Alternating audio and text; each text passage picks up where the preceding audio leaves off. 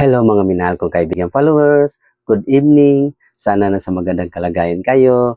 Nandito naman ako mangungulit sa inyo. Magdasal tayo ha. Maraming salamat.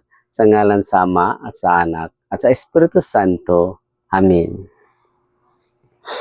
Aking Ama sa langit, aking inaalay ang gabi na ito at ang lahat ng aming mga gawain sa inyong harapan.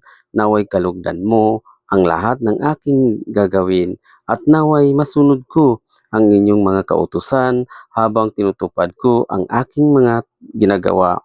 Bigyan mo po ako ng kalakasan ng katawan, tamang pag-iisip at mabuting puso upang masikutuparan ko ng maayos ang lahat ng ito na walang ibang matatapakan. Bigyan mo po nawa ang aking kabubuan ng mabuting kaulooban, matalas ng diwa at matuwid ng layunin. Bigyan mo po nawa ang aking pag-iisip ng mabuting dahilan upang tupdin ng tagumpay ang mga ginagawa na ito. Alang-alang sa aking mga mahal sa buhay at kapwa.